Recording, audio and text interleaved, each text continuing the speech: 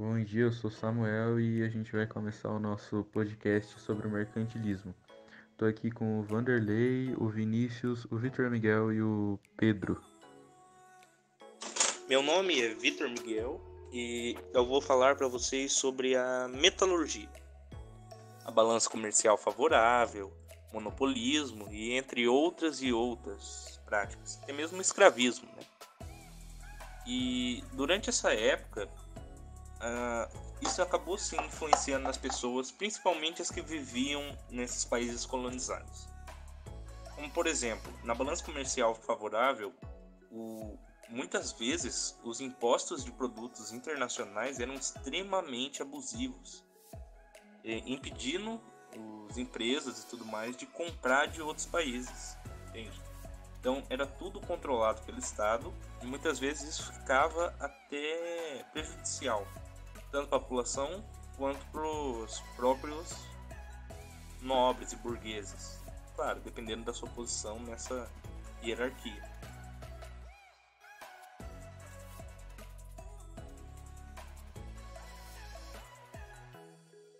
O capitalismo é o seguinte: um método de medida das riquezas que tinham, principalmente durante o mercantilismo, que começou no século XV até o XVIII. Enfim, tinha toda essa valorização, né, dos metais preciosos, o ouro, a prata, e eram a principal moeda de troca da época. E os reinos, eles disputavam para ver qual país teria mais ouro, já que isso era considerado um status da época, por assim dizer. Quanto mais tinha um país de ouro e prata, mais rico ele era. E dessa forma é o que aí surge a época que nós chamamos de mercantilismo. O mercantilismo ele foi marcado principalmente pelo método de aquisição dessa ouro e prata. Ele tinha muitas práticas que podem ser consideradas até agressivas, visto do olhar de hoje. Um dos exemplos mais comuns, né, é a colonização. Eles colonizavam diversos lugares, extraíam tudo que podiam, pegavam, vendiam, transportavam e iam acumulando ouro. Também tinha outras formas, como, por exemplo, o protecionismo. E obviamente que com todo esse fluxo de ouro indo da Europa para as colônias e tudo mais, alguém ia querer botar a mão nisso. E foi aí que surgiu a pirataria, né?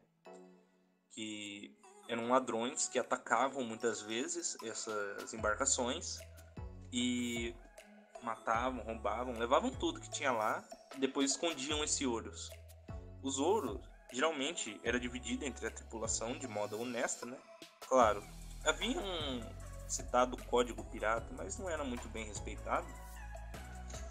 Mas o mais comum era isso. Eles roubavam, dividiam as riquezas e armazenavam ela em ilhas. Haviam colônias apenas de piratas, entende? Piratas extraditados e outras coisas. Extraviados, disse errado. Eram piratas que não poderiam mais voltar para o seu país para desfrutar de sua riqueza, então eles tinham que ir para tomar lugares na beira, principalmente na América do Sul e África, e ficavam lá, onde eles guardavam os seus tesouros e tudo mais. Também tinha uma variante de pirata, né, por assim dizer, que eram os corsários, que esses eram ladrões também, só que eles recebiam uma autorização assinada direto pelo Estado, né, a rainha, ou o rei no caso, que autorizava ele a roubar, mas de nações inimigas, entende? Ou de outras nações. Depende muito da relação daquele Estado com os outros. E até porque muitas vezes não se sabia, né? Que esses corsários eram realmente autorizados. E eram vistos como piratas, mas protegidos dentro do país deles. Esses caras recebiam armas, barcos bem potentes, bem armados, uma tripulação boa e iam tomando esse ouro. E aí, em troca, esses piratas ficavam com uma parte e mandavam uma fatia bem gorda para o Estado, para a rainha, para o rei. E funcionava assim, quase como uma forma de suborno, mas era algo bem sujo, como você pode ver, e era isso que acontecia na época, né? Tudo por dinheiro. Bom dia, eu sou o Vanderlei e vou falar sobre a escravidão na Idade Moderna. A escravidão moderna, ou escravidão negra, começou a partir do século XV. Em 1444, devido à colonização das Américas e exploração da África, isso pelos portugueses. Os escravos eram transportados por um navio chamado navio negreiro, que onde haviam todos os escravos que eles, como que posso dizer, que eles aprendiam, né? Ali do trabalho, e os principais trabalhos deles é cozinhar, cuidar da casa, minerar, né? Dar riqueza pro povo. E eles não recebiam pagamento. Ficavam num alçapão úmido, que na época era chamado de cesário. E eles só recebiam o necessário para viver, sabe? Comida, água, assim, só para continuar com, como que eu posso dizer, uma boa produtividade, né? Para não dar prejuízo para os portugueses, os caras lá que vendiam. Essa escravidão moderna era considerada a troca dos escravos, né, que eram trabalhadores por mercadoria. Ou seja, eles trocavam com trabalhadores, como se fossem nas máquinas de hoje em dia, e troca de mercadoria mesmo. E hoje em dia é o dinheiro, né? Por exemplo, era prata, ouro, diamante, rubi, essas coisas. Armas. Desde na época não tinha tantas armas, né? Isso gerou o início do mundo capitalista, que usamos até hoje, né? O modo capitalista, não da mesma forma, né? Nós não vendemos pessoas, transportamos, e comentando isso, foi banido o trabalho dos escravos, né? Foi banido de quase todos os países, mas ainda tem gente que usa como mulher para limpar a casa, aprisiona ela para casar com alguém rico, né? E eles nem suspeitam de nada, porque são subornados para não falar nada e tal. O fim da escravidão foi gerado a partir da Lei Áurea, assinada em 3 de maio de 1888. Pela princesa Isabel, mas ela não fez isso porque ela tinha pena dos escravos ou porque tinha dó, e sim por causa da grande pressão que estava sofrendo por causa deles, da resistência deles. E foi muito importante, porque praticamente 700 mil escravos na época foram libertados do Brasil. Aqui é o Samuel e eu vou falar sobre as consequências e os defeitos do mercantilismo. A política mercantilista teve diversas consequências, tanto nas colônias assim como nas metrópoles. Nas colônias, a transferência das riquezas e minerais e produção para a metrópole. Fatores que concorreram num longo prazo para o aumento da pobreza e o subdesenvolvimento atual. Parte do subdesenvolvimento que temos hoje foi culpa do mercantilismo. Claro que o mercantilismo ele foi muito importante para o crescimento econômico e a expansão do capitalismo, né?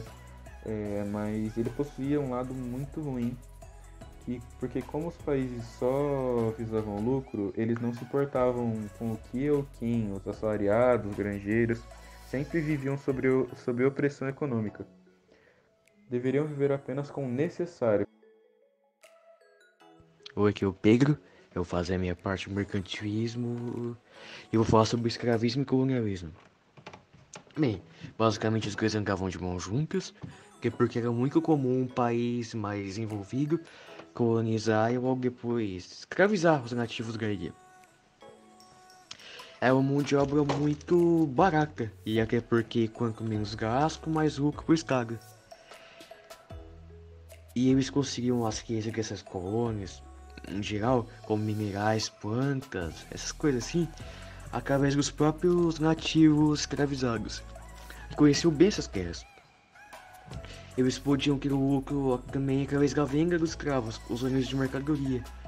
Um exemplo bem conhecido disso, que a gente viu na Lago Jefferson, tudo, foi os navios negreiros, que eles importavam vários e vários escravos como mercadoria e mão de obra. Uma conclusão geral de tudo. O mercantilismo ele foi muito importante para o crescimento econômico e tudo mais. Hoje em dia não teríamos o que temos hoje sem o mercantilismo, mas ele tinha muitos defeitos. Era uma prática e era péssima. Tinha, mais erros do que acertos, tecnicamente.